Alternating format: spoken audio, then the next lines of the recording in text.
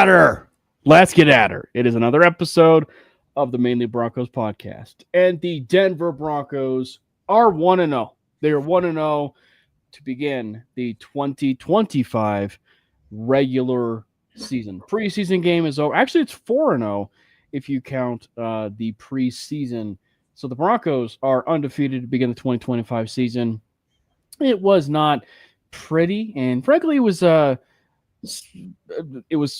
extension of the preseason in some ways because of how sloppy the team played, and frankly, the NFL in general. It was a bit sloppy, but the Broncos got its W. There were a lot of positives and some negatives. We'll talk about it all, but we have you guys, of course, covered right here on the Mainly Broncos podcast. First things first, make sure you hit the subscribe button for the MHRT Network page on YouTube. We are pushing every single year to gain subscribers, and this year we are pushing for 2,000 subscribers by the end of 2025. So if we can get 2,000 subscribers by 2025, we'll give you that big thumbs up. And as we are also creating a YouTube channel. We actually created a YouTube channel, I want to say it was about a month ago, of the Mainly Broncos YouTube channel. So make sure you hit the subscribe for that as well. And, of course, Jordan is in the house. So make sure you follow Jordan and myself at Jordan T. Lopez and at Cameron Parker PO. The show handle, too, of course, is at Mainly Broncos. There is no Brandon tonight. He is actually on a double date. He has, I guess, some priorities. So he is not in the house. Maddie may or may not make a wild Maddie might appear at some point during the show. Yep. But we cannot confirm whether or not that will happen. But thank you guys so much for hopping into the chat. Man, it's an exciting show because, as I said, Jordan, the Denver Broncos are 1-0. We are 1-0 to begin the regular season. Man, didn't you miss all the commentary and just normal reactions throughout the game and after the game? I mean, I missed that so much. Yeah, I was gonna say it's one of those where it's kudos to Broncos country. Or even, NFL, NFL, if you will, Twitter, because y'all are in postseason mode. We'll just say that you guys are in postseason mode. Yeah, I mean, I actually remember last season I couldn't watch a game, and I got my updates through Twitter, and I promise you, I thought we were down by at least 2 scores, and we ended up winning the game. And I was like, wow, I'm never going to do this again. Kind of like that for week 1. But thankfully, I watched the game and stuff. But, I'm fine with, reading everyone else's opinions and stuff like that. It's just the overreaction posts that, really, they don't bother me no more. I kind of just laugh at it. Right. But man, oh man, they were in full effect after the game. Yeah, it was one where you could have interpreted it as if they were lost the game or that they actually lost a game. I mean, it was kind of crazy. And again, the Broncos, they had some bumps. There's no doubt they had some bumps. What do you want to actually dive into first? You want to get into some of the good stuff or just get the bad stuff out of the way?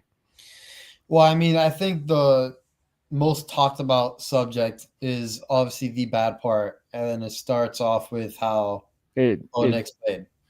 Yeah. So let's talk about that. Let's talk about some of that bad. Obviously, there's no way to sugarcoat it. The quarterback played terrible. He didn't play great. And I think that there's a couple things we could probably pinpoint on it. And, one maybe is a sign of who he is as a quarterback. We don't know that definitively, but if you base it off of his rookie year and week 1, maybe he just starts slow. Maybe he just starts slow. But I think that I was talking about this on 5280 yesterday, and it's one where I actually felt far more confident actually about Bo going into this season. Like I'm not saying wasn't trying to like sugarcoat the idea of that he didn't play terrible because he did play terrible. You know what I mean? Um, but it was one where it's like he had so much command of the offense. You could tell from start to finish that you didn't see that in week one. You really didn't get a chance to see that in week one last year with Seattle. Yeah. Um, and that was really the biggest takeaway for me in this game. You look at it from the the execution side of things, you look at it from his performance side of things, it very easily could have been better. I mean, you talk about it from the standpoint of like, yeah, there were throws, there were interceptions and everything where it was pretty obvious he was a bit amped up, he was a bit nervous, he was jittery, all the things that you would probably come to expect with the first game, you kind of saw, right? But I think that like I said, why I was just so impressed with it was he had command of that team. He was getting them in the huddle. Yeah, there were some delayed games, which Sean kind of admitted to the fact that was more so his doing, and so in terms of like shortening the playbook and making it a little bit easier for them. But like there were some frustrations, but it was clear that he did have control of that team. Yeah, I mean, there were several instances. I mean, obviously, the one that popped into my head was the drag route. One of the pass catchers were running. I forgot who specifically it was, and they were supposed to sit because it was zone coverage, and they kept on running. And you get that solo shot of Nix just yelling at his guy, saying, "Sit, sit, sit." I Right. mean, those are some of the things that were encouraging from Bo. Overall, of course, he did not play his best, as everyone that everybody knew on social media. But I think what Sean said today in the presser to the media was pretty significant. I mean, he put the blame on himself for some of the play calling he had, and some instances where whether it was on one hash mark and calling a bad play, and so that he really got into detail with it. But I like that from Sean, kind of protecting your quarterback there, and putting on you. After seeing some clips on social media, and again, I don't pretend to know, every single thing and We are not the Tim Jenkins of the world, yeah, or we are not. And again, I respect all their videos. I listen to them. I see them. I think it's fascinating. At the end of the day, we're not in the rooms. We're not in those meeting rooms, so we don't know specifically what they're assigned to do. But after looking at all those stuff, my, I guess you want to call it a secondhand opinion or whatever you want to say. It did look like the execution around the team though on offense was poor. And again, I think you can just chalk that up to week one struggles. Everyone struggled in week one in the NFL, and everybody does talk about in the league how getting that first win of the season is hard, no matter who the opponent is. And I understand the Titans came in with a rookie quarterback and all that, but their defense wasn't that bad. no. I think we're kind of discrediting them to a certain degree also. Just chalk it up at the Broncos offense was just awful. Titans defense also did some great things as well, especially on those interceptions where it looked like the corner was going out and then immediately flip their hips and make a break to the ball. So there were for sure some poor execution from the Broncos, but again, some great plays made by the Titans. I know the offense will get situated and they'll fix their issues. But yeah, week one struggles, you got to deal with it. I'm just glad they got the win and they can move forward.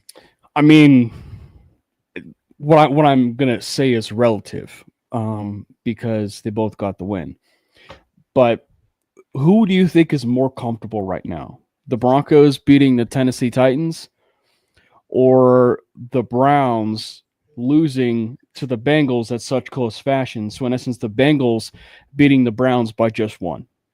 If you're asking me, I would say that the Broncos are the ones that are feeling, definitely better Yeah. between the two, because I mean, and obviously the Broncos will be playing the Bengals here in a couple weeks, but The fact that the Bengals only beat the Browns by 1 also goes to show you that you can be the best team or the best possible playoff team as we kind of are, gearing for, playoff time and everything. But the fact that, you have those kinds of teams that still struggle right out of the gate, Yeah. And oh, by the way, too, it's like, as much as I know the Bengals do struggle out of the gate, Sean is notorious for Yep. starting slow. I believe I think he has a winning record, but it's about a 500 record when he begins the year.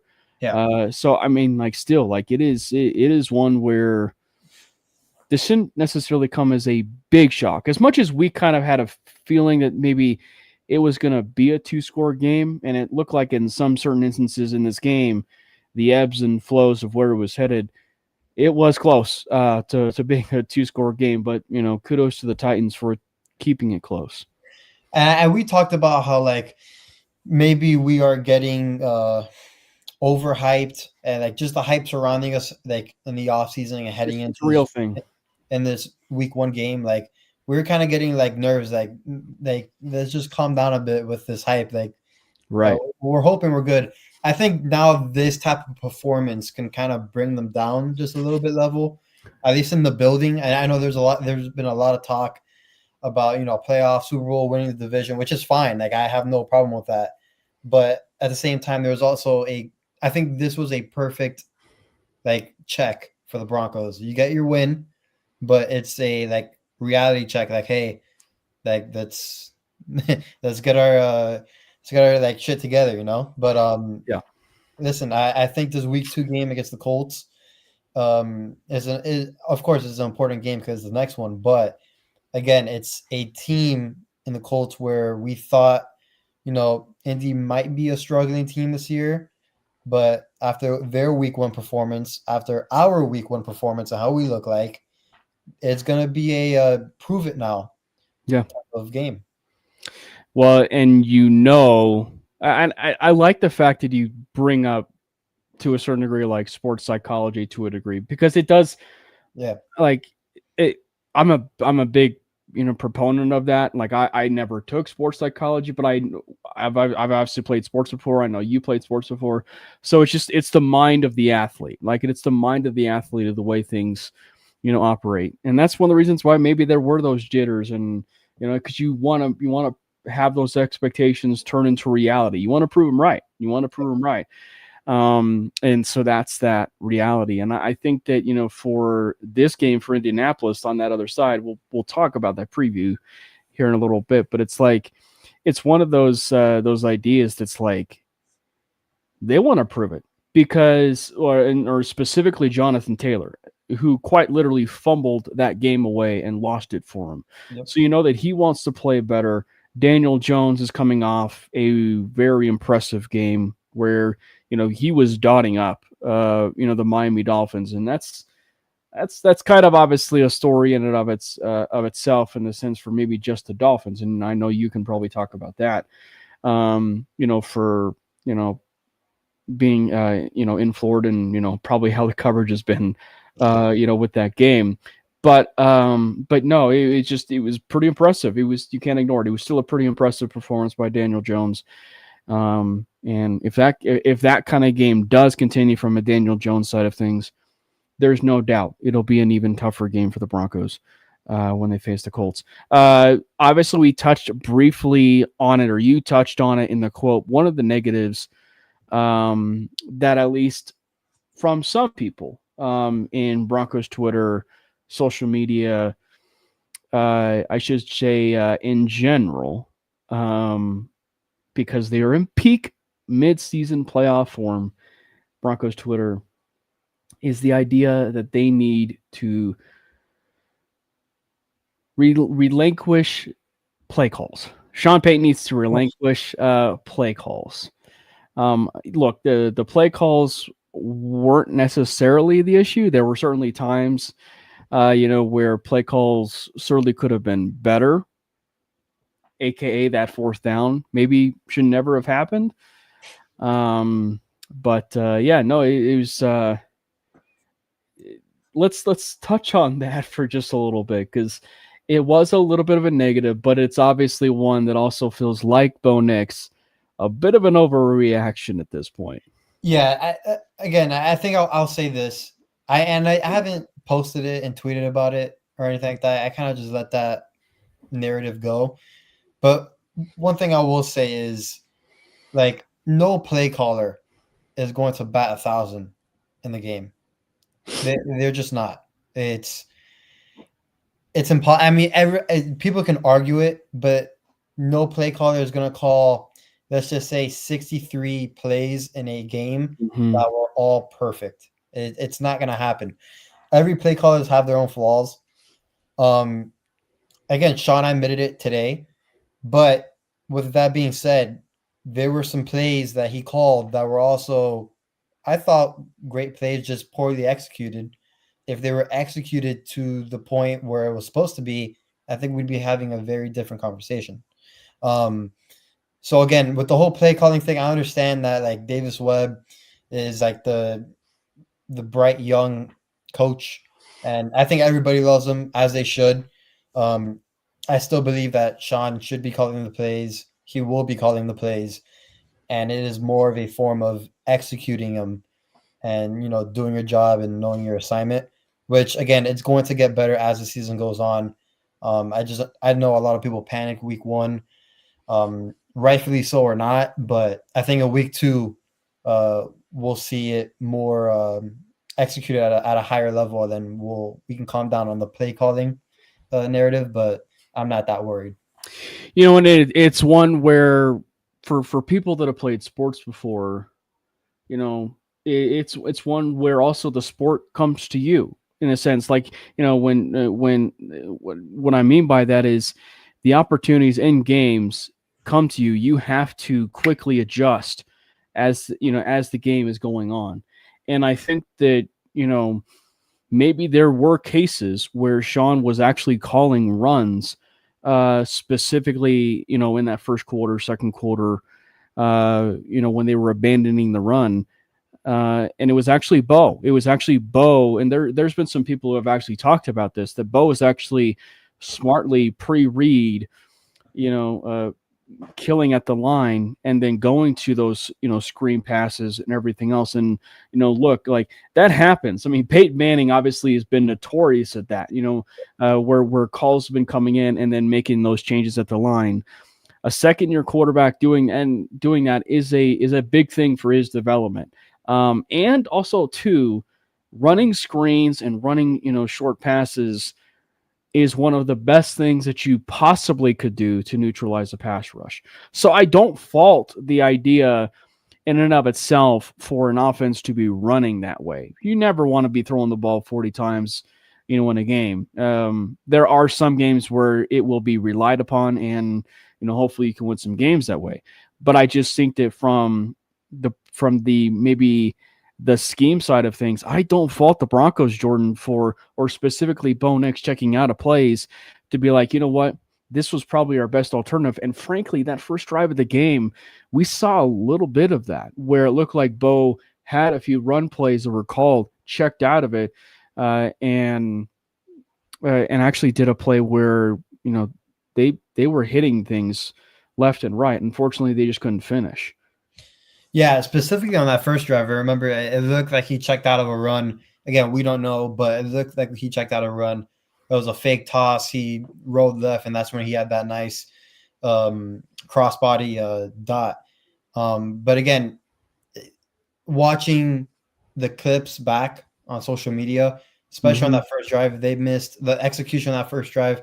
They missed a lot of chances to really capitalize and really have an opening drive TD.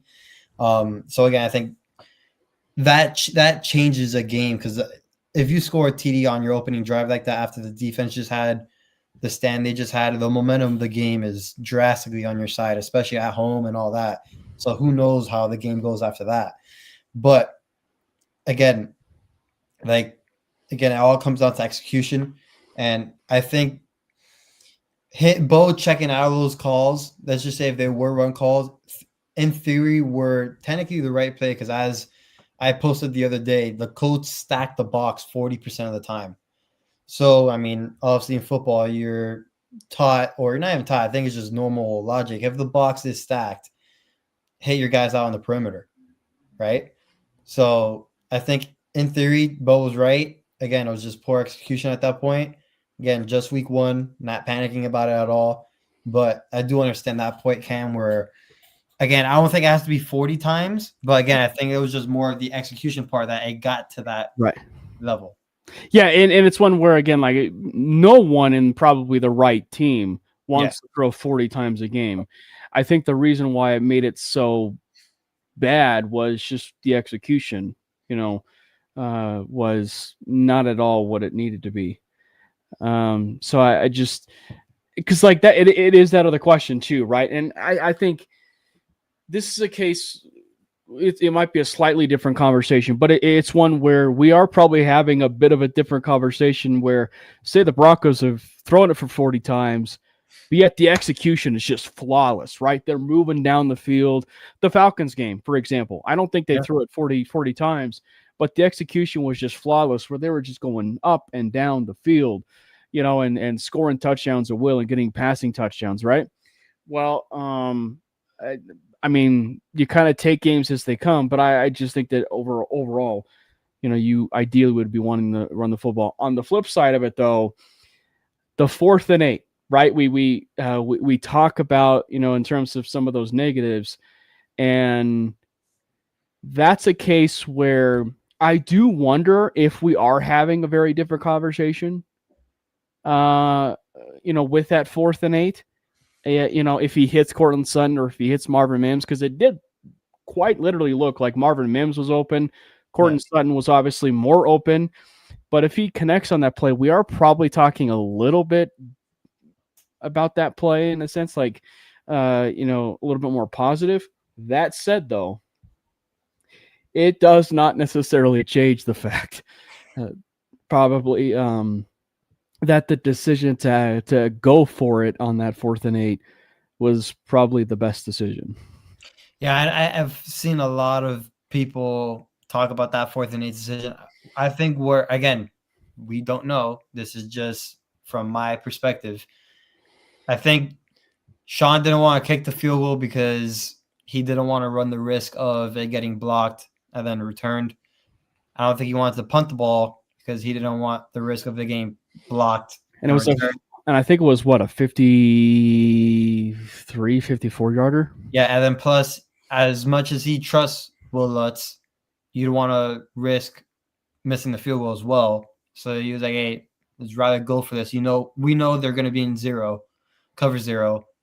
We got a play call. Let's do it." So again, I might be in the minority of this, but I did not mind going for it. Again, if the execution was better, I think we'd be talking a different story. Right. That's how you said. Yeah. But again, I understand the risks that he, I guess, thought of when it came to punting the ball and kicking the ball, especially for the field goal. So again, if it was better execution, it was the right play call. Just again, better execution, that we were having a different story right now. What were some of the other negatives, or the pros and cons? What were some of the other cons that kind of caught your eye? Man, I don't want to be this guy, but Luke Wattenberg at center, it looks like he did not have a good day whatsoever. Not only if you just look at, and I know this is going to be controversial, but whether it's PFF grades, which I don't take for like as the truth, I just take it as like a baseline type of thing. But whether it's that, whether it's looking at the amount of clips that you see on social media where it's just Wattenberg not having good reps. But man, it looks like the center position, again, it hasn't been hinted at or nothing like that, but at least in my view of things, there should be some talk about it. Mm-hmm. And there should be some heat on Wattenberg because I don't know, things last year just looked better when Forsyth was the center. I know a lot of people in Broncos country only remember Forsyth because of a blocked field goal. Again, if you're going to judge him because of that, I mean, give me a break. That doesn't make him the player he is. But yeah, I think there should be a lot more talk about that center position. And maybe that's one of the reasons why because I will be honest, I actually liked the game that Ben Powers had, because I think that frankly the biggest issue that I had probably in that game was more so the play of Luke Wattenberg, right? Like, because I think that the reason why there's been some gaps with that offensive line is it looks like they say that there are just some reps when it comes to offensive line where you have an offensive lineman, right, double teaming or helping a certain player. And I think that there are times where Ben Powers might be doing a little bit too much, but he's doing a little too much to help Luke Wattenberg, on certain situations. And I think in doing so, it's just kind of putting him in a disadvantaged situation, which is making, like he's doing extra work, if you will, right? Yeah. And it makes it seem like he's a bit of a weak link on the offensive line.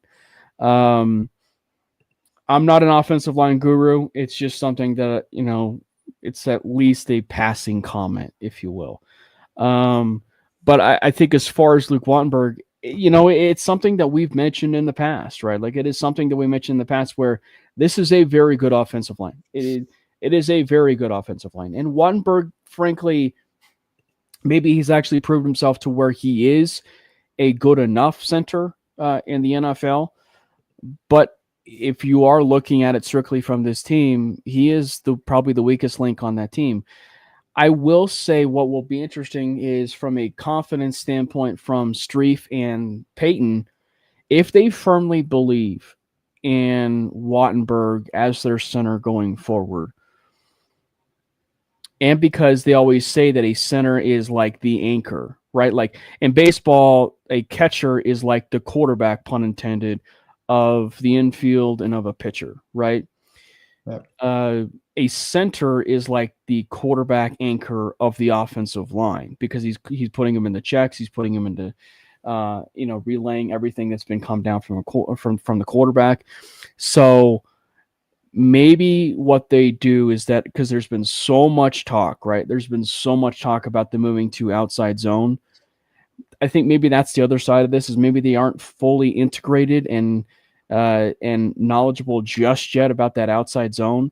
And so it'll be really interesting as the season is progressing. Do we go a little bit more into some more favorable run situations that are more advantageous for guys like Luke Wattenberg, where he does excel in the running game a little bit better than we've seen? Because it did look like once they committed to the run, not to jump too much into a positive, but once they actually looked and committed into it, both J.K. Dobbins and R.J. Harvey really became that featured 1-2 back that we've been looking for. Yeah, I wonder to what extent like the conversation will start to like pick up if Wattenberg continues this play. Like I don't know if it'll be a thing where like the media starts asking Sean Payne those type of questions like, hey, what do you think about Wattenberg and his play? Or if it's already known within the building, we just haven't heard it, which I highly doubt. I think they're not high on Wattenberg, but I just think they're comfortable with him starting right now at center. But yeah, I think that would be one of the the cons that I took out of the game was just the Wattenberg at center. Just again, there's not really a consistent theme at center right now. Obviously, the other one, I would say it's a lot like, as we talk about stuff that we don't want to overreact to it, but from the simple game side of things, it was a con. And that was the Marvin Mims muffed punt. Now, full disclosure, when we talk about the pluses, it never resulted in anything. It never resulted in anything after that. That said, though, you get and I have to give credit because it was I believe it was Mikey who mentioned it, but he said you get so caught up by the idea of Mims, catching that ball that the moment he muffs a punt, your heart kind of goes into your stomach of like, oh no, and so then obviously that next punt happens, and you're like, well, is he going to catch it? And obviously he didn't end up having any issues after that, but it was still one where going forward, and with that pressure and with that, expectations comes respect type of thing. Yeah. You got to make it, effective. You got to make it to where, it's no longer a problem for you. It's more of a positive in the right direction. Yeah, it was unfortunate to see. I think we've gotten so, like, I don't want to say spoiled, but we were just so comfortable with He's Mims an all being back pro. there. Yeah, he's all pro at that position for a reason. Arguably the best returner in the league. And for that to happen in a week one game, I'm like, geez, like, this is incredible that this is happening Not right not a now. preseason either. Like, Yeah, this is, a week one game, a yeah, relatively tight game where we can't afford any turnovers. yeah, But thankfully enough, the Titans are, not great, to put it nicely. And the coach, man, Brian Callahan, sure did deserve a game ball from us, I would say. But yeah. yeah, I'm not worried too much about Mims. If anything, I would say that him on the receiving side of things, we didn't see much of, which I was actually very surprised about. I thought we were going to see Marvin Mims a lot more throughout the game. I think he was only he was targeted, I think, 4 times, but only had like 3 catches for like 12 yards. It wasn't it wasn't much. And then obviously, I know Tim Jenkins talked about it on his Mm-hmm. video, running that clear out route, very not slow, but just running it nonchalantly and not setting it enough was also a big negative. I wonder how that was taken in the building over there in Denver. But yeah, I think the receivers, especially Mims and Franklin, are going to have a big day against Indy. I know we'll get to that when it comes, but just from the Mims side of things, receiving end, I think that was also one of the cons for me, at least. Yeah. The other, of course, this one might at least be worth reading into, because it seemed like the Broncos were almost doing a solid for Jaleel, almost like a maternity leave, type thing, having him be inactive and spending time with family and, with the uh, coming of the world of his new baby. Which, by the way, congratulations to the McLaughlins and the McLaughlin family for the birth of their baby. But let me preface it this way: so Tyler Bidet is a a con, like a negative, from that Titans game. Yes, he was. That said, though, the famous 3rd and 15 that was dropped, I guarantee you actually ask Bidet that question, and maybe he was asked this question. He will tell you he should have caught the ball. And I would say that 10 times out of 10, more often than not, a player like a Tyler Bidet or probably anyone else does catch that ball.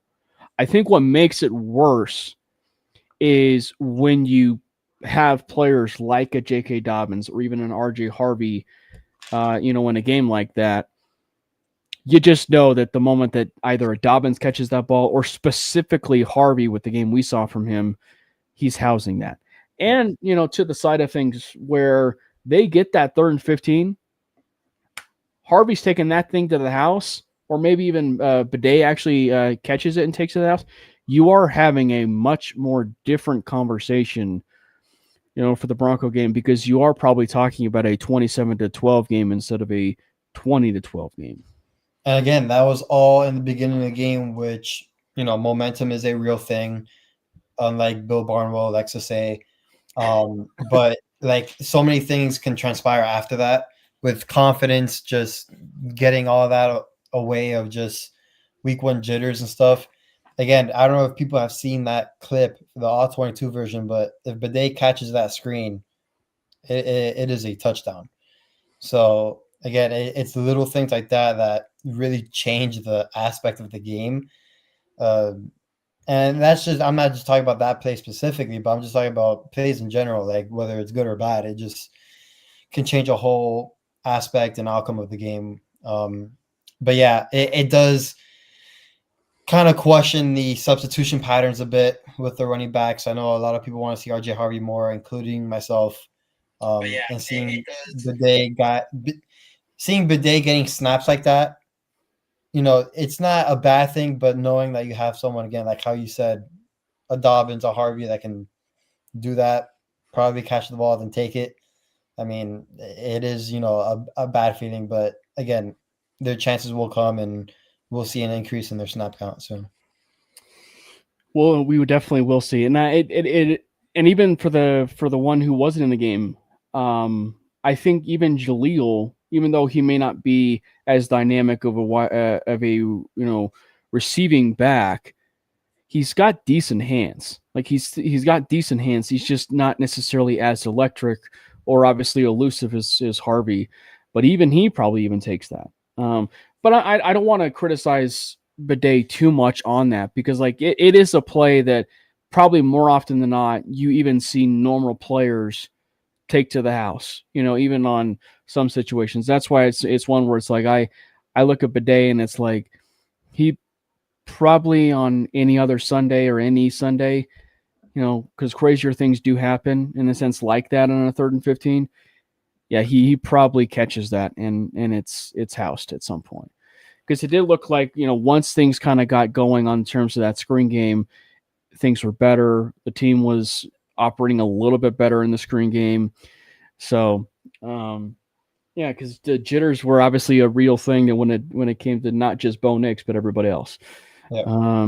So, what was another negative before we jump into some of the positives, if you had one?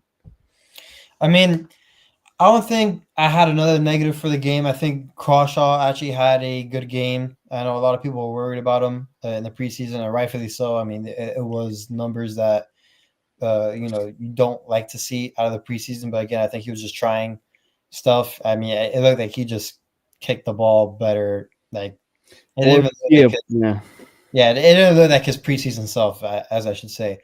But yeah, I think for negatives, I think that's just about it between the play calling stuff, Bo Nix, Bidet, Wamberg, and other things. I think that pretty much sums it up.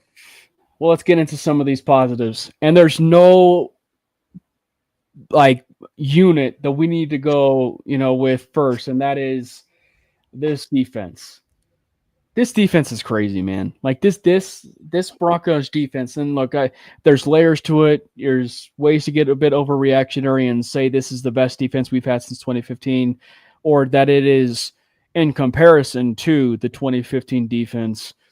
But this defense is crazy. Like it is so deep. This is also the best defense that the Broncos have had from a pass rush unit since 2015, if you want to do that kind of comparison. But the way that they performed, I think, was as good as advertised. And that even goes to, and I know people have even made this point, but it's like this was without Greenlaw. Like this was without Greenlaw. So you put him in this, like these are the types of games where, as good as the Denver defense is, you can wait. Like you can wait and make sure Greenlaw is about as healthy as needed. And then once he's back, you're taking this defense from a top, 2 defense to what is ever above a number 1 defense, type level, which is the emergence of a healthy Dre Greenlaw. So I think that's the thing is like you're forcing it to where it's like they don't really have to rush Greenlaw because of how well this defense is playing. And a lot of that, to just maybe start right off with some of the position groups, is Justin Strnad played about as well of a game as you could have asked for from a linebacker 3. I mean, there was one play that he made. It was a toss play to Pollard. And it was like he shot out of a cannon. Like you finally got a chance to see that safety turn linebacker that we've been wanting to see. And there were a few times where we saw it last year. But if that's the Strnad that we're going to be able to see, you're talking about a linebacker from a depth perspective. Okay, we have a linebacker 3. Like we have a legitimate linebacker 3, or a player that maybe he is one that might actually challenge Alex Singleton down the line. Yeah, I mean, I know I question the depth at linebacker. If Strnad continues to show this consistently on film, I mean, now that depth becomes a little bit more, comfortable in my eyes and and everybody else's eyes, to be quite frank. But yeah, I thought Strunad was great, especially on the play that you mentioned. That was the one that stuck out to me the most. I mean, this defense just plays so fast and so physical that. And again, I know you talked about how again we were missing Dre Greenlaw on the defensive line. They were missing Malcolm Roach. Like Right. that's a guy, especially in the run game, that can And it looked like and it looked like a problem early, but then it really got tightened up. Yeah. Like Yeah, so again, that you're arguably talking about your top run stuffer in Malcolm Roach. I mean, you can have an argument between who's a better run stuffer between him and DJ Jones, but the fact that you're even arguing that is pretty hilarious because they're both great at it. And then also you're talking about depth pieces too. Like yeah. And then you're talking about not having Dre Greenlaw, which is incredible. Like it still hasn't like hit me that Greenlaw's like on the Broncos yet. I don't know why. Maybe it's because he's not in the regular season or something. I don't know. Yeah, and then talking about new players, I mean, I guess you can have a better debut, but I mean, it was pretty great. I mean, Hufanga's legit. I mean, that forced fumble he had where everybody just stopped playing because nobody noticed that except for Brandon Jones. Yeah, nobody knew that he was going to stuff his head in there and just knock the. I mean, Hufanga is going to be so good for this defense. I really hope he stays healthy for all 17 games. And again, we're not, or I'm not trying to forcefully compare it to him, but it's that type of aggressiveness and play style where it makes you think of Troy Polamalu. It's just that kind of style, you know. What's up, Biggie? And it's that kind of like aggressive type of style, right? Where, he's gonna fly around, right? Like he's gonna fly around and be super aggressive, and the instincts and the high IQ type of play. You put him with, like, he was so good as an all-pro with that 49ers defense, which was loaded, by the way. You put him on a defense like this, which, they're going to be locked up for the foreseeable future. And so you get him in a situation that is so favorable. There's a reason why you and I and maybe a fair amount of Bronco fans were high on the idea that we might see Hufanga return to his all-pro form from 2022 and even into 2023, because you get him around the right pieces, like iron sharpens iron, baby. Like, so I think that there is a very real chance, that Hufanga has games where he forces 2 turnovers by himself, and that's either interceptions or forced fumbles. Like he plays everywhere. He is one where I think you and I even said it, like he's going to be an instant fan favorite for this team. And I'll even take it a step further to your point where iron sharpens iron.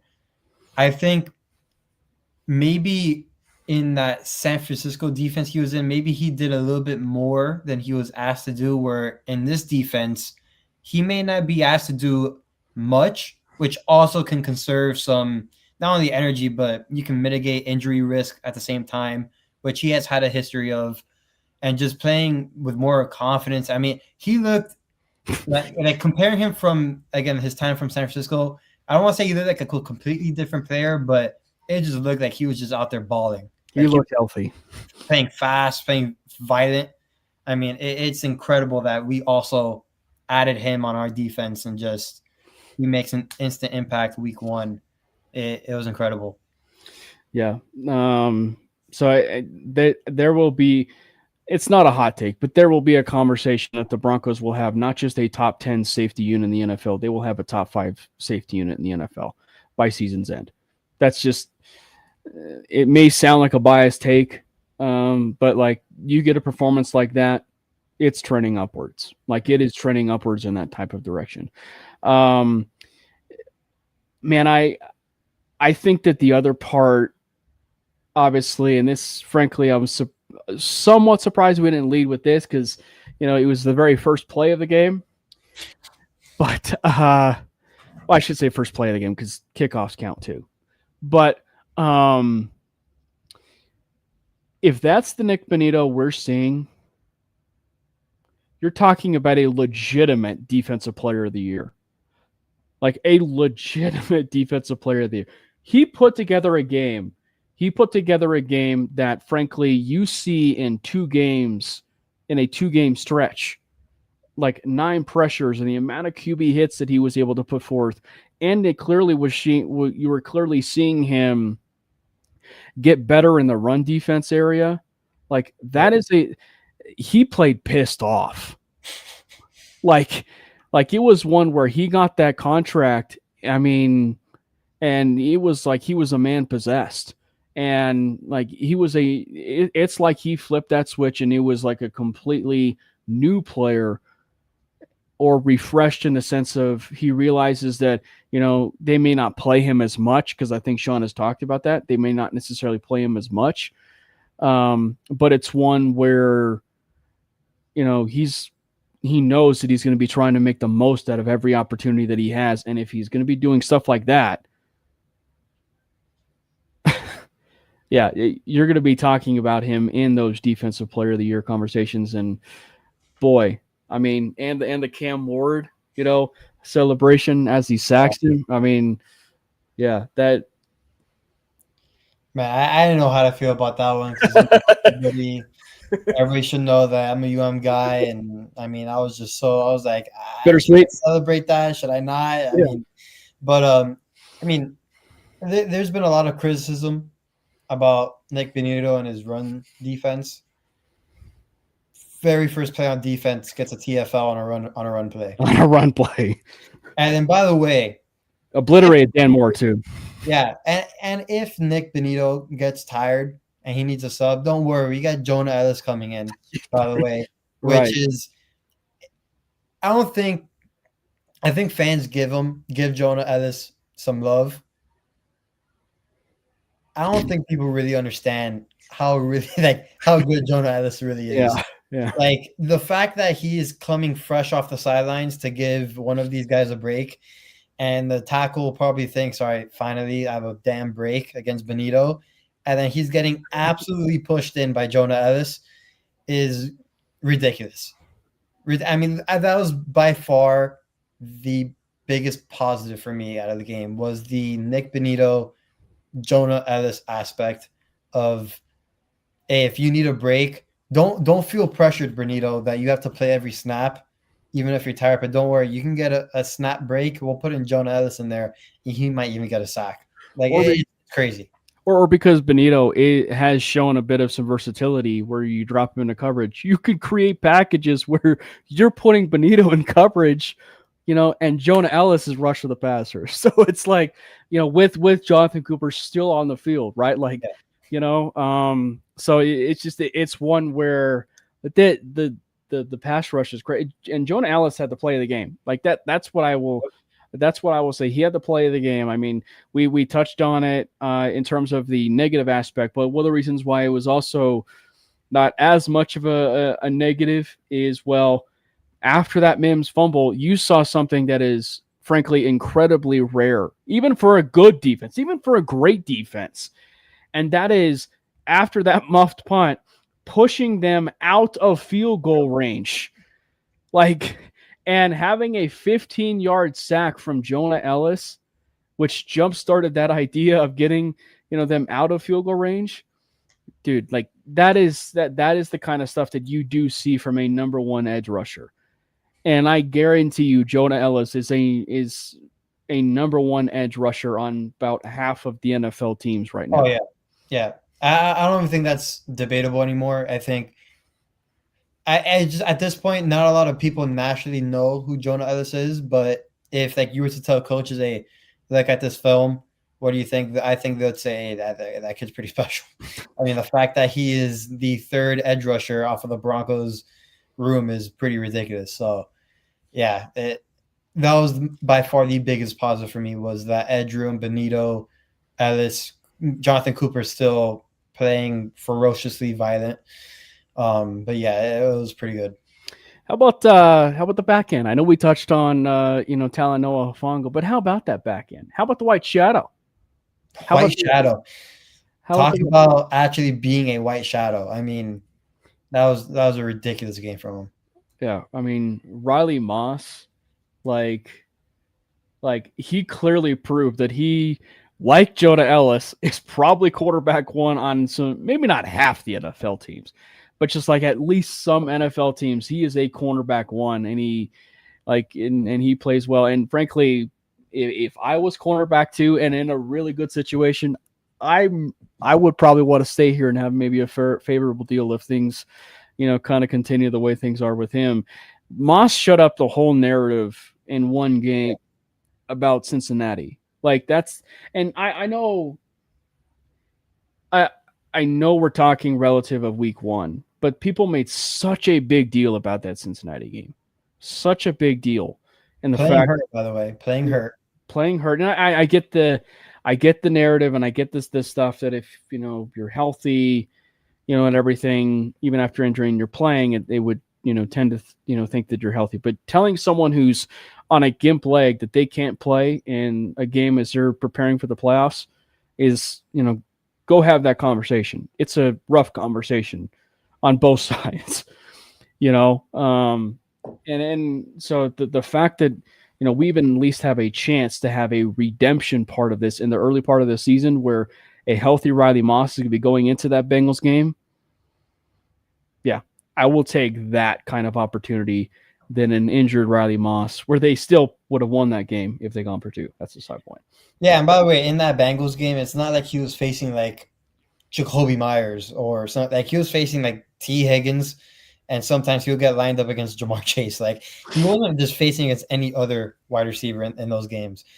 And talk about Riley Moss can start on some teams. Right now, he'd be the starting corner for the Miami Dolphins. And right now, it looks like the Colts may not have their top two corners. So, like in theory, he would be starting for the Colts as well. So, again, I am might even be Titans too.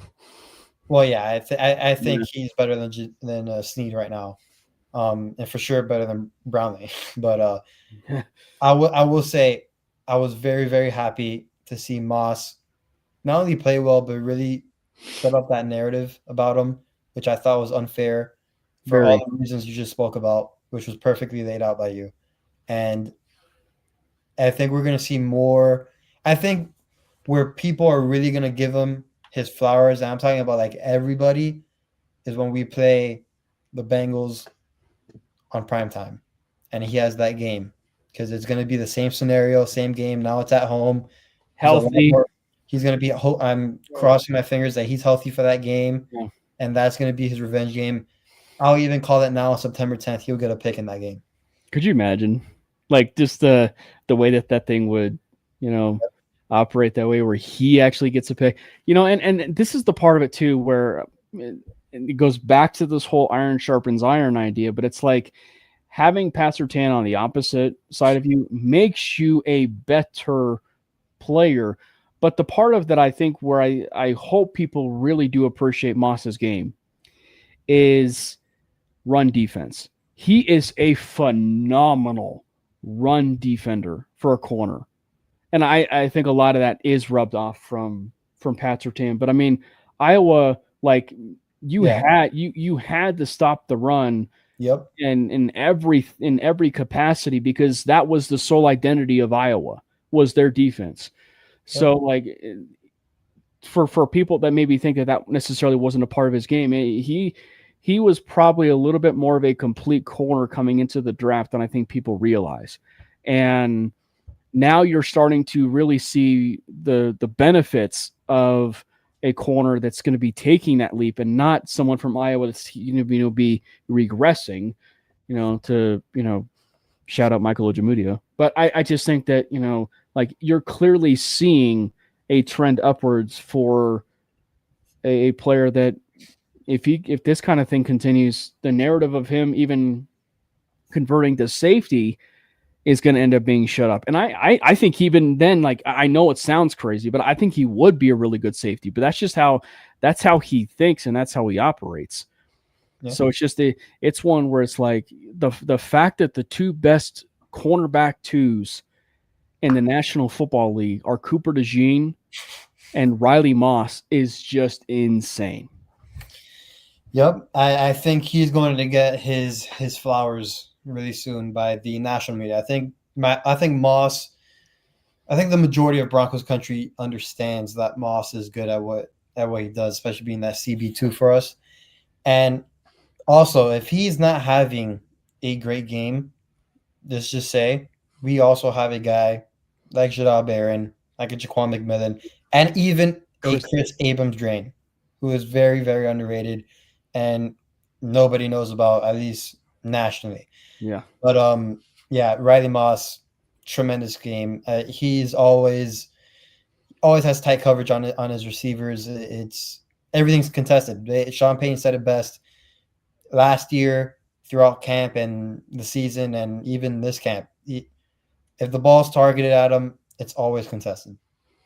One of the other positives as we gear up is on the offensive side of the ball, and it was when the team committed to running the football. The Broncos had their own Sonic and Knuckles running back combo. It looks like after week one, and that would be J.K. Dobbins and R.J. Harvey. They continue this trend. We might actually have to come up with a nickname, or the fans in the comments and everything. They're going to have to come up with a nickname for this this running back duo, because like that was an explosive, pair of running back plays from both of them. And obviously I know that it's inflated a little bit because RJ Harvey did have that large run, but having two running backs in the top 10 of yards after contact, that is something that the Broncos have not had since Javonte Williams' rookie year. And so to have it possibly with two running backs, man, sign me up for that all day long. Harvey as well had one of the best runs too for a Denver Bronco in like 2 or 3 years. The all 22 was even chef's kiss, man. And shout out to Strez, who even did a video about that, where he talked about how you see the corner kind of coming in, and Harvey probably could have put him on skates and maybe had a bigger gain if he cuts, to that, more open side. But instead he puts his foot in the ground, hits that, hole, and then bounces it outside and he's gone. And so the Broncos have not had that kind of explosiveness in a long time. And I mean, Jaleel has a few runs here and there where he's like, oh, how did he fit through there? But that's the kind of stuff that the Broncos have really needed in terms of that Sproles-esque stuff within this offense. And so I know we were talking about how, or me was talking about, Bidet on those 3rd and 15s. Probably in the grand scheme of things, he takes that more often than not and catches it and everything. That necessarily may not be a house call from that far out, but Harvey, that is 100% a house call on a play like that. Yeah, we might have to be searching for a nickname for this year for Harvey. Yeah. Again, especially in that second half when they did run the beauty of Dobbins and Harvey having those plays that was back to back. I know. So it was just great. Harvey does have juice and the ability that we have not seen. Vision. Yeah, that we haven't seen in legit forever. You can just see it. And hey, Dobbins looked pretty good too. He looked healthy. He looked explosive. He looked like back to his old self again, which I'm happy to see. Did you see the stat that someone posted where the name is escaping me, but Dobbins he leads the league in yards per rush since coming into the league?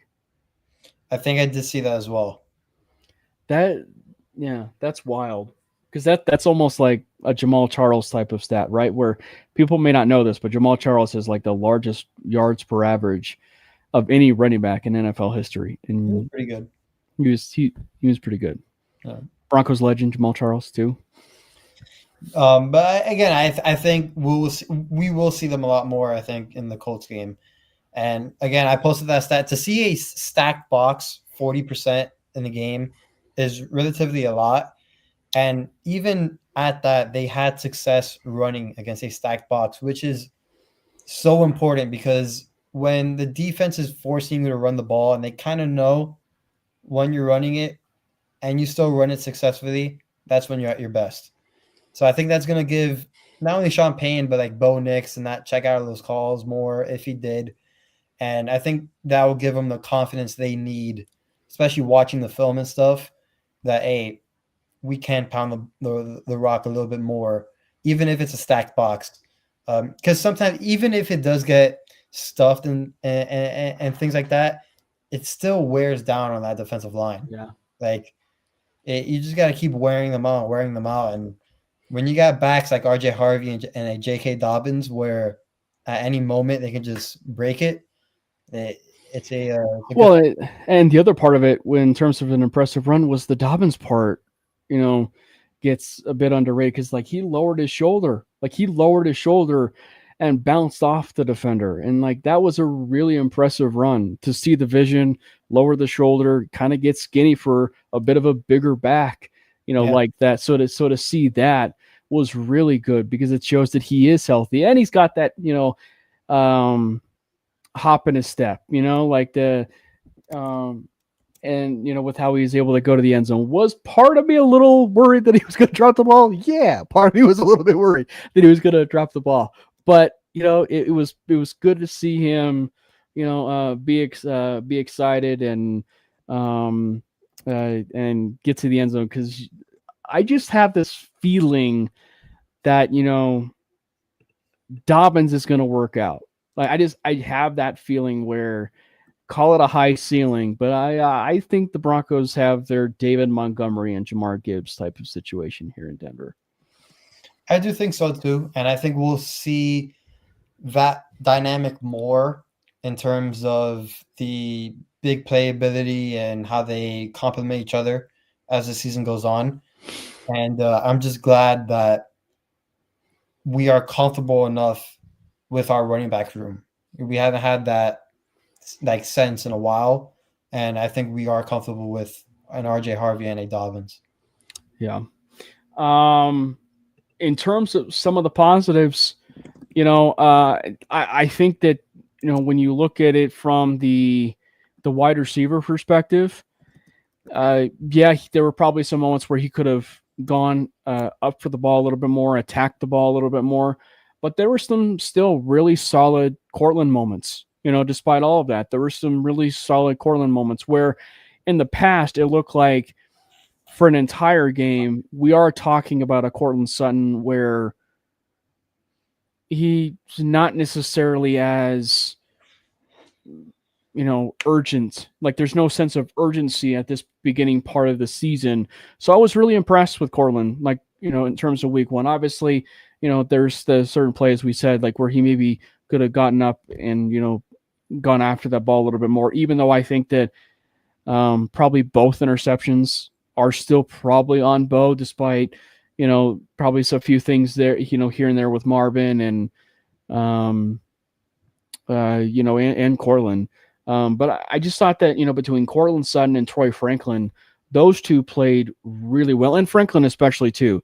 That was his first game in the regular season of a new, refound confidence, right? New number. And look, I know what people do say about the number thing, and I mean, to a certain extent, you can't really get too wrapped up into the number, but I think that it's just the aesthetics part of it, where it gives you confidence. And I think for Troy, just being back in that old college number, I think just has given him that extra juice, and it clearly showing out on the field. Is it crazy for me to say that I was more impressed with a Troy Franklin than I was Cortland Sutton? Because I got a lot of heat on Twitter. No, because you hate Cortland. Yeah, I've been known for that, But I did tweet out something about Sutton. I think it was literally the possession after he scored that touchdown, where again, incredible catch. That's what he's known for, is going up and getting the ball. So yeah, maybe bad timing on my part with the tweet. But again, it still stands true from what I say. I mean, I was more impressed with Franklin just because he looks different. He's playing different. He feels different out there. Again, 4 catches, 44 yards. It may not seem big, but To him, it is not only for him it is, but like the offense. Yeah. this is gonna sound funny, but we haven't had like those numbers as a wide receiver 2 and like on a consistent basis, I should say. Like one day we would get like a 5 catches, 50 something yards, and then the next game it will be 1 catch, 9 yards. Like it'd be just a big drop. I think with Troy Franklin, those numbers are gonna stay consistent. Like I think this would be his floor, and I think he will only go up from here. But yeah, I was very encouraged with Franklin. Even the screen that he caught and he took, and then I got called back for penalty. Like those were just encouraging signs for me. Questionable penalty too, for being completely honest. It was because I think the very next play they ran a screenplay, and Wattenberg was not probably he was farther down the field than he was in the Troy Franklin play.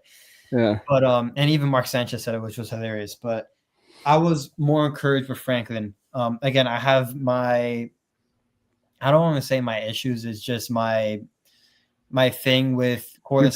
You're very strict when it comes to and again, for anybody wanting to know the reasons why, and I tweeted this right after he scored a touchdown, which again I should have done it after the game so you can get worded differently. But I think sometimes the offense struggles because of that not having that true wide receiver 1 on the team.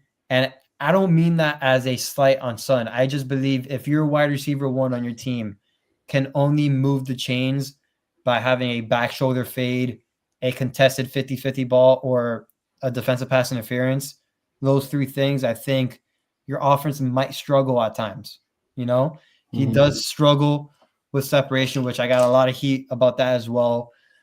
I mean, it's just the truth that those 3 things, he moves the chains out. I mean, again, he can run a really good hitch route. He can, which I got tweeted at. I got tweeted at that the other day, which just made me die laughing. But again, those are the main 3 ways he moves the chains: back shoulder fades, 50-50 contested catches, which are incredible, and then DPIs, which again, I think it'd be good for a wide receiver 2, but for a wide receiver 1, you can sense why an offense can struggle at times to time because you don't have that easy outlet to go to get those free yards. It's crazy to me to think that Cortland is how old is he now? Like what is I mean, I want to say he's like getting to 30.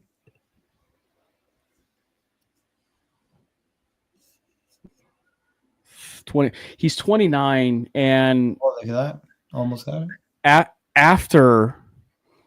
After this year, if all things go according to plan, he's going to be in the top 5, Jordan, of wide receiver yards in Broncos history, which is crazy to me. Yep. So, and I will say, as much as I love the upside of what could have been with Brandon Marshall, I do think that Cortland, and I know you said it and you put it beautifully for how you described it, and how you evaluate it. I think Cortland will establish himself as probably the 3rd best wide receiver in Broncos history. Like when all is said and done. He's for sure going to have the stats for it. He undoubtedly will, specifically if he's like 29, not even entering 30 yet, and where you finally get a chance to see him with that quarterback. So I think there's a very real chance we see him be maybe even somewhat close to DT when all is said and done. And by the way, I do not discredit Son at all. It's just I think he'd be way more effective as a wide receiver. Like he'd be a damn good wide receiver too. Again, it's not his fault that he's the wide receiver 1, and he probably does want to be the wide receiver 1. Everybody wants to be a wide receiver 1. It's just how I see it. That's how I feel about it. But again, I do like Cortland Sutton as a receiver, and I like what he does. Just want to get that.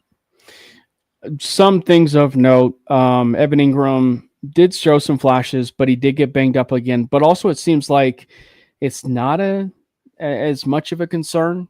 He did practice today in limited fashion, which is actually Good. good news. Yeah. Um, Usually Wednesdays would be the DNP.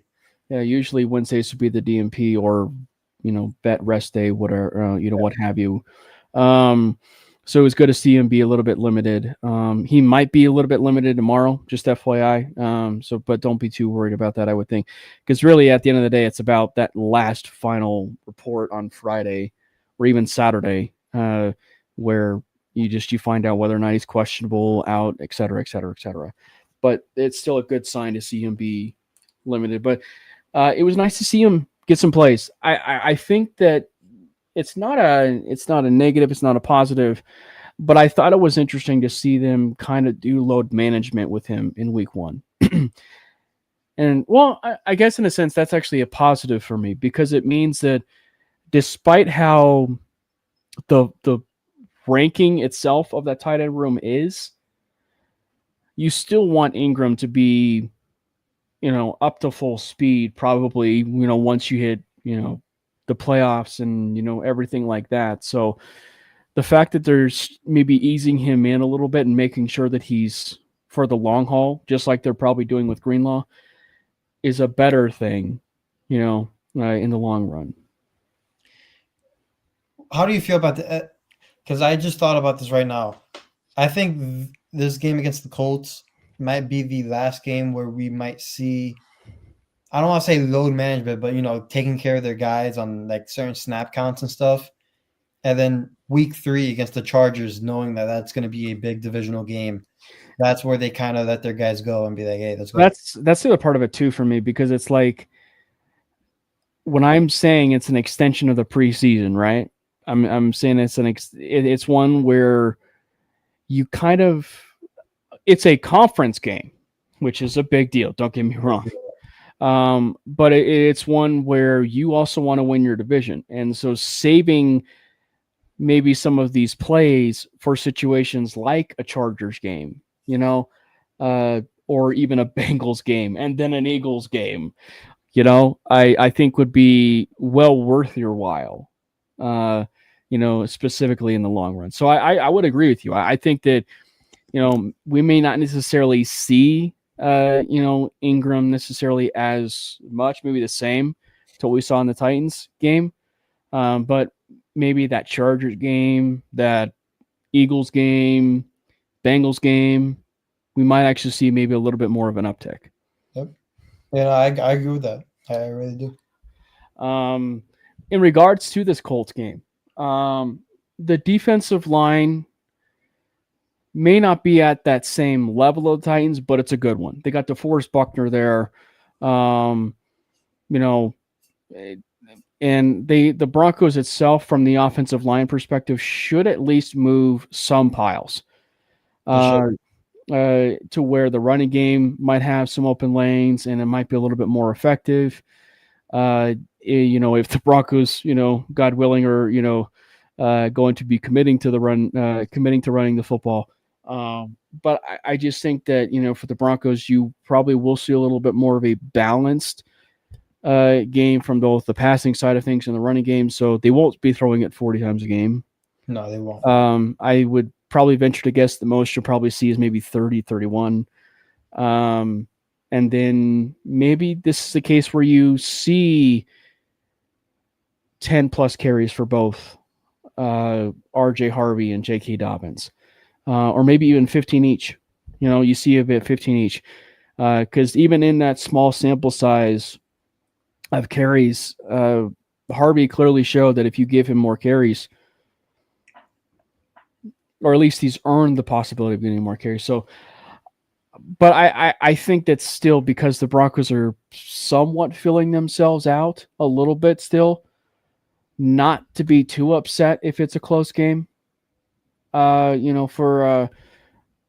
I will just at least say that, because I think that for the Broncos, I think I had 27-17 for the Titans and Broncos.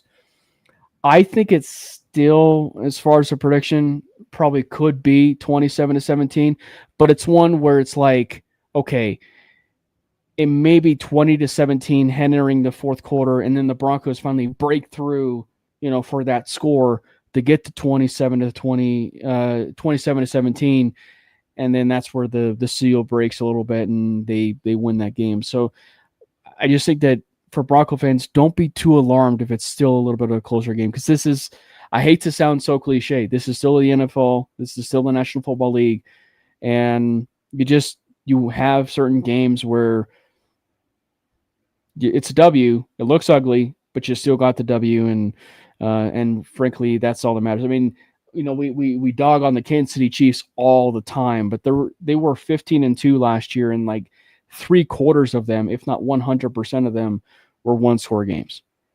Yep. And I mean, they were I don't know, the epitome, but they were kind of like winning ugly almost every single of those one possession games, but no one really talked about it because they would always say the Chiefs are the Chiefs, which I hate that saying, but it is what it is. But again, I would rather win 15 one possession games ugly than losing pretty.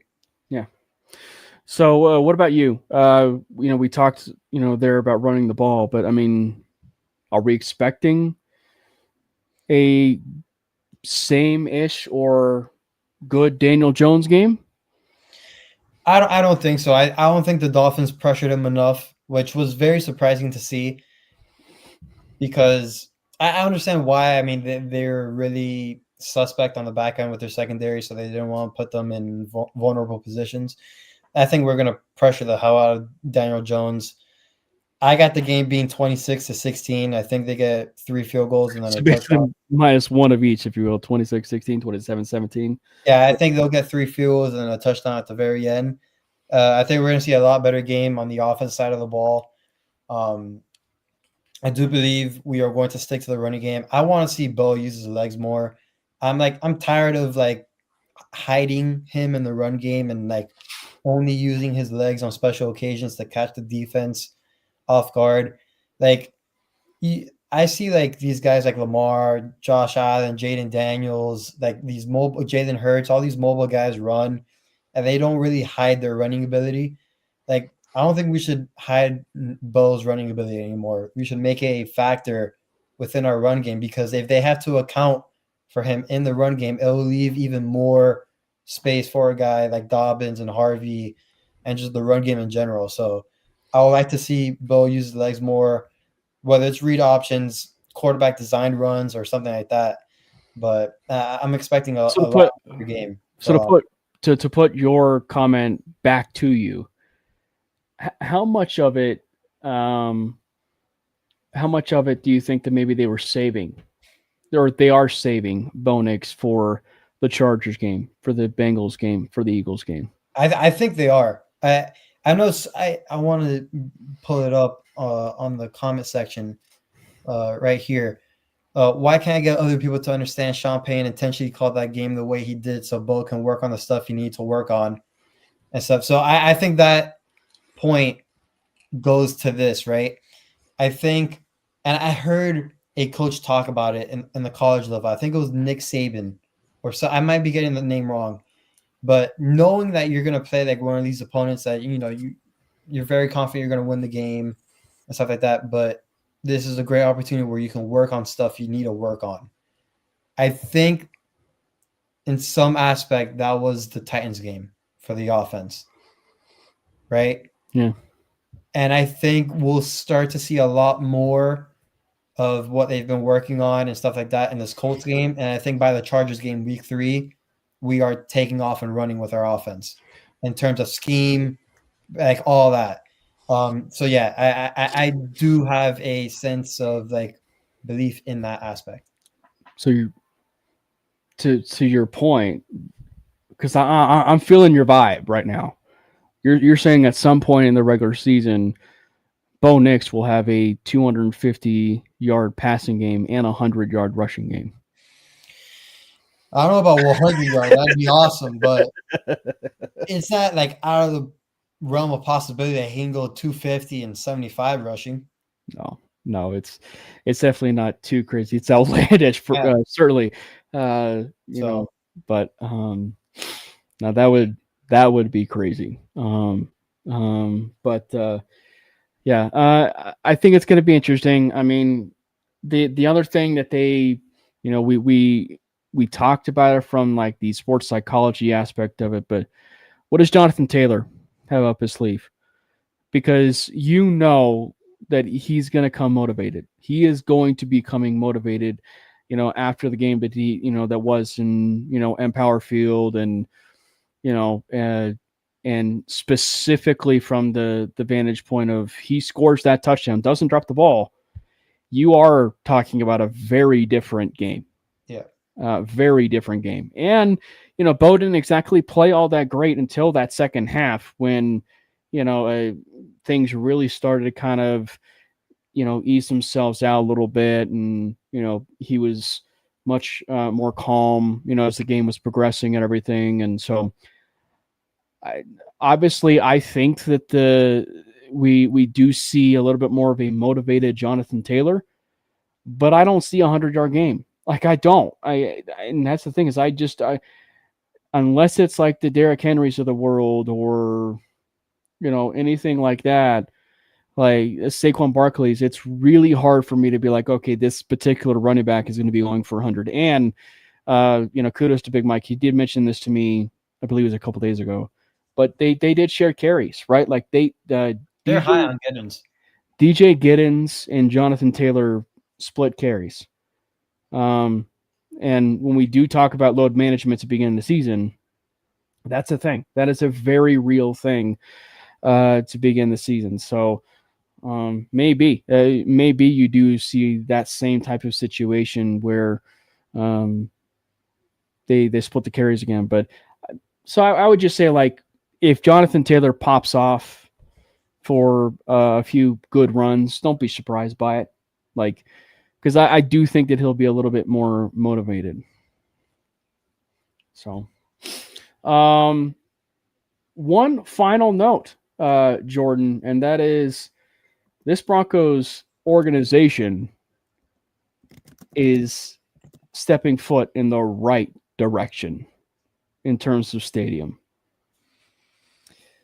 Burnham Yard was the preferred, I use that in air quotes, the preferred location, for the Denver Broncos, which for all intents and purposes means that's the location. They found their stadium location. They're getting a new stadium.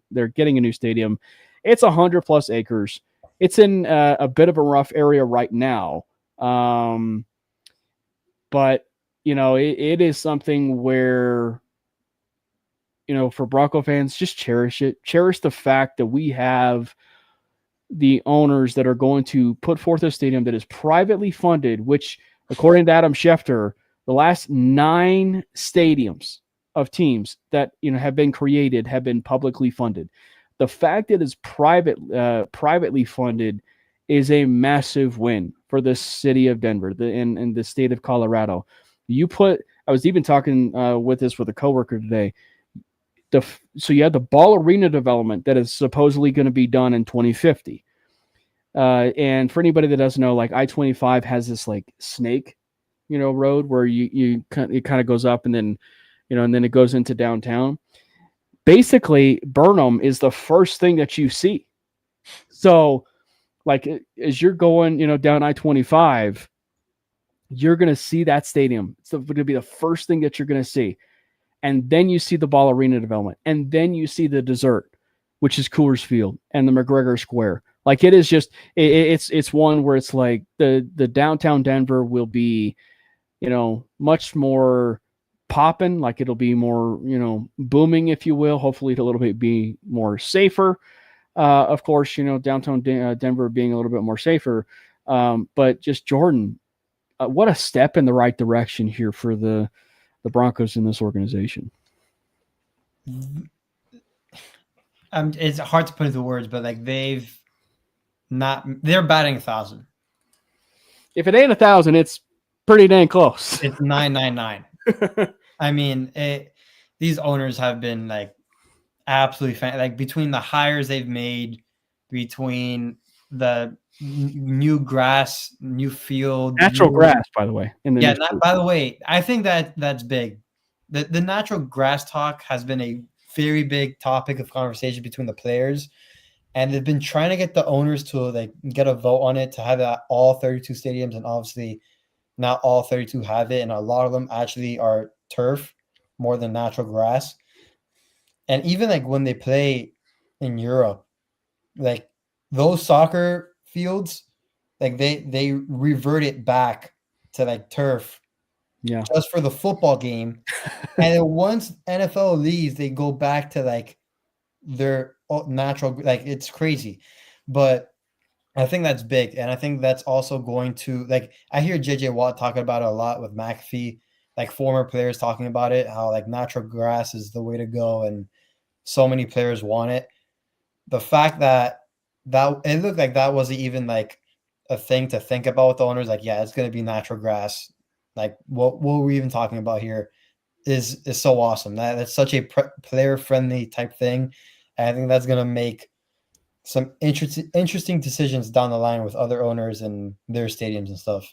Yeah, and we'll see if it's accurate. But one of the other things, and which is such a huge win for the city and state of Colorado, is that they will turn the soon-to-be old Broncos Stadium into housing, and I should say in air quotes, affordable housing, because there really is no such thing as affordable housing. But they are going to be turning it into housing, which is a massive win for the city of Colorado, the city of downtown Denver and the state of Colorado. 100 plus acres, like 100 plus acres, and part of that is going to be what was originally owned by Denver Water, and Denver Water is a big part of just the overall community and everything. So you put that into this, like they're going to be turning what La Loma Park and that resounding or surrounding areas. It's going to be a beautiful area filled with like restaurants and hotels. And I don't know what that fan experience is going to look like, but it's going to be massive. Like McGregor Square is a beautiful It is. square. That's going to be nothing compared to what the fan experience is going to end up being like for the Denver Broncos. Like it might span like almost, I'm exaggerating, but it could in essence be like a build out. But like just getting some ideas and actually even going to like stadiums too. Like I would not even be surprised if the Broncos even took some ideas of some other stadiums, right? So like and other stadiums that are not even NFL stadiums, right? So like I had the pleasure of going into Kauffman Stadium when we went into Kansas City. And one of the cool, and I know you're a big baseball fan too, Jordan, but like one of the things that I think, I appreciate, and I know you would appreciate, was like going into that stadium, they had a baseball museum, like an actual baseball museum. And then like a small little area that got incorporated from Cooperstown. You do something of that sort of a football museum, a Broncos football museum, because the Colorado Sports Hall of Fame is a big deal for that stadium. You do something like that where you incorporate a little bit of like a Broncos Hall of Fame and the Ring of Fame into that stadium, and like truly like into the stadium. I think that will be a beautiful touch for that stadium. So like I'm very much looking forward to what it's going to end up being like. And two, for anybody that wants to make such a huge deal about the retractable roof, one, there's a big difference between a retractable roof and a dome. A big difference, because one's a retractable roof and another one's a dome. For anybody that's, and two, it's like, if you do want a Super Bowl, if you do want a Final Four, if you do want an NFL draft, which this is the owners we're talking about, like those are the types of things that you do need. And obviously with 100 plus acres, they can hold probably an NFL draft in that area. And I don't know if the NHL is even doing this, but you could even do a stadium series, Yep. in that kind of stadium. So and we know how the Waltons and Cronkies are kind of close, so wouldn't even rule that one out either. But I just think that for this whole idea about a retractable roof, it's like the whole idea is about home field advantage, right? Home field advantage. So yeah, there might be a lot of cases where they might use the retractable roof, but heck, if they have a retractable roof, but they kind of have it half empty or half closed, if you will, it might end up being one where it's like you got snow on the ground and the elements are still there, but yet you're still warm and cozy in your seat. Like the elements are still probably going to end up being there, but they're going to do enough that to where it's like the home field advantage is not going away. And Penner said I know Parker Gabriel wrote about it, which was fantastic. Like Penner said that he wants to play in the football elements. So again, the retractable roof part is strictly just to host Final Fours, Super Bowls, and all that, which is what owners and good concerts too. Yeah, like you would want that. When it comes to the football stuff, like, and again, I saw this comparison, which was a great example. If the Dolphins are playing in Denver in a playoff game and it's snowing, the retractable roof is not going to be closed. It's going to be open. Yeah. And because at the end of the day, it's an owner's or it's a team's decision of course. Like, so it's like if you listen, and this is it's not a retractable roof thing, but look, when teams build their stadium, they're going to put their home team on the most shaded area. For like, when they're, on the sidelines, they're going to put their team on the most shaded area. Like you know where they're going to be putting the away team? In the most heat exposed, sun exposed area, so that they are just melting by the time that game is over with. The Dolphins stadium is literally constructed just for that. So obviously not talking retractable roof, but it's one where it's like clearly, when you're building a stadium, you are doing it to the home field advantage.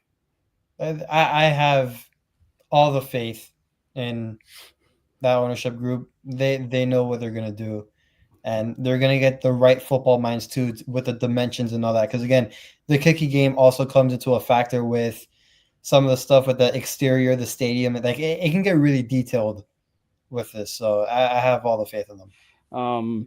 And also maybe it's just the part of me a little bit, but the fact that they are going to a place called Burnham Yard, I would love to see them at least incorporate the yard, into this stadium name, or maybe not even naming it stadium.